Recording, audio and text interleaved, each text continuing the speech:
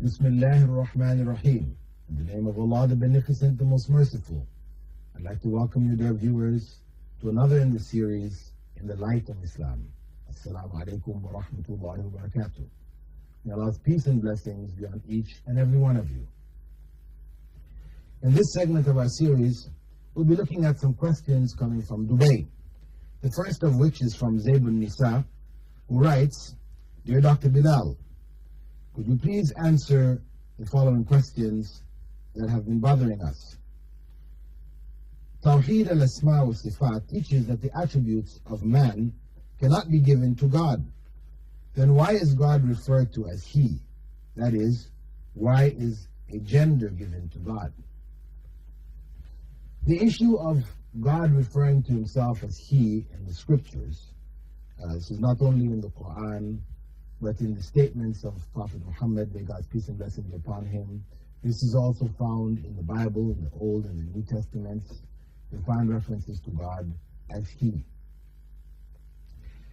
This issue was not something discussed by early scholars because of the fact that people accepted it without any question.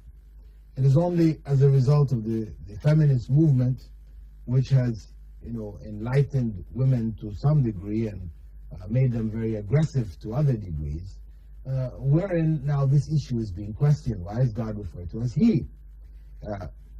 In general, from the aspect of Tawheed, which means the concept of the oneness of God, the unity of God with regards to our concept of God as well as with regards to our actions related to God, through worship, etc., which should all reflect the oneness of God.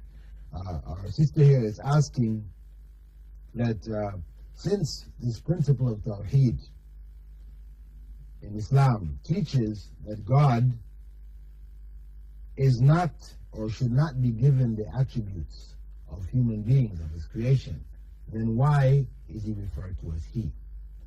Now, the explanation for this is quite simple. Of course, God is neither He nor She. In the Arabic language and in Semitic languages in general, there is no pronoun which may be used for that which is neither he nor she. In English, we have it for inanimate, non-human objects or beings. But in Arabic, as in Hebrew and other Semitic languages, there is only he and she. Everything is referred to as he and she. In Arabic, the sun is called she, the moon is called he, the earth is called she, the sky is called he. I mean, this is the nature of the language. There are some languages, for example, Tagalog and Hindi, that don't have any specific pronoun for he and she.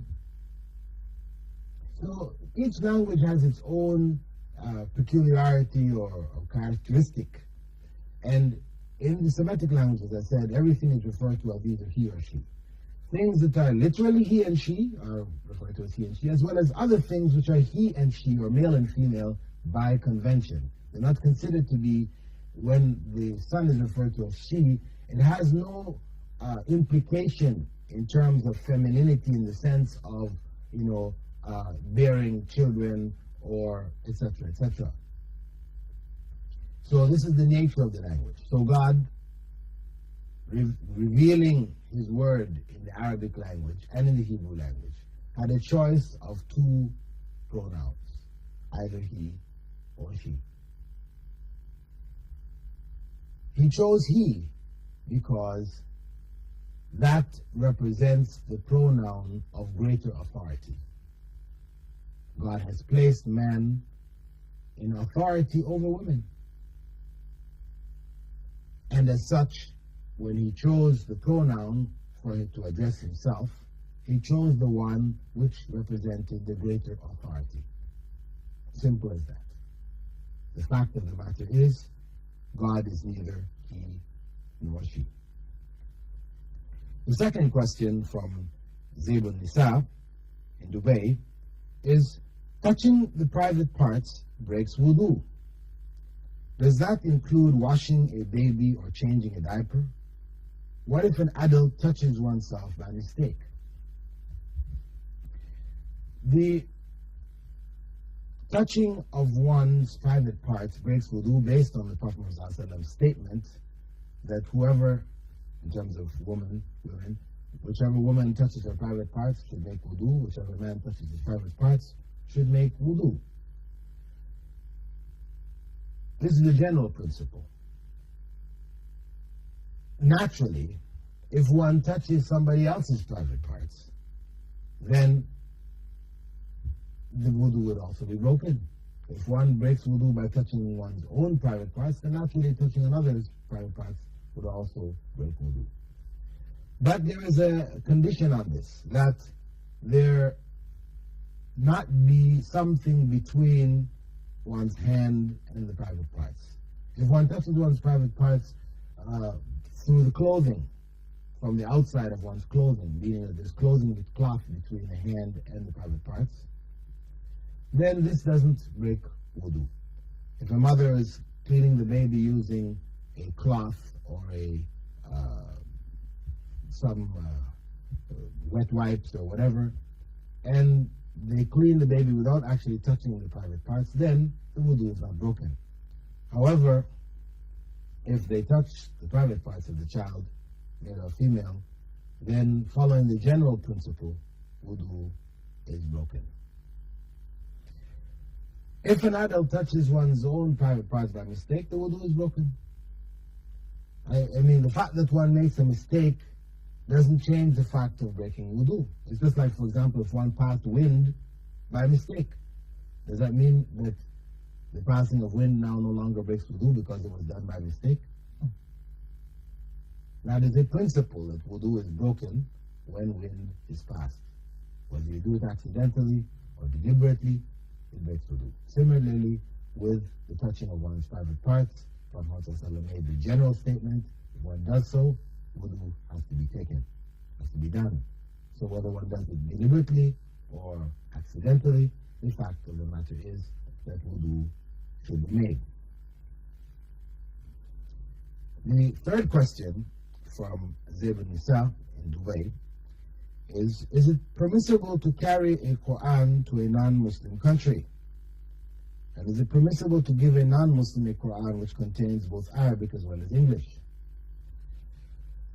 To carry a Quran to a non-Muslim country, this question is raised because of a recommendation which the Prophet Muhammad gave to his companions when they were going out on jihad, when they were going out to fight for the sake of Allah in battle, that they weren't to take the Quran with them into non-Muslim countries.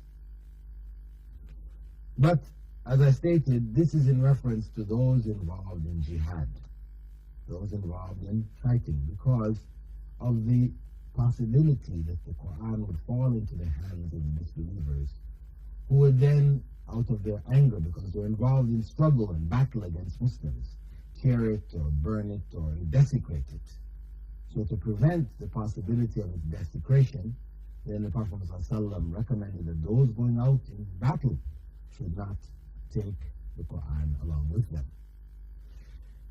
In the case of a person traveling now today by airplane or by car or whatever to other countries, it's perfectly permissible to take with them a Quran that they will read, etc.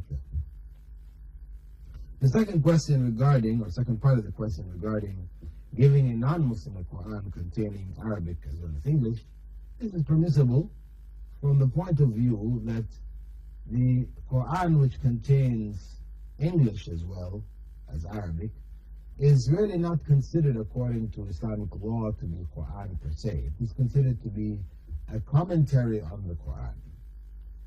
And the principle that they follow is that whenever the words of man are more than the Quran itself, words from the Quran, the Arabic,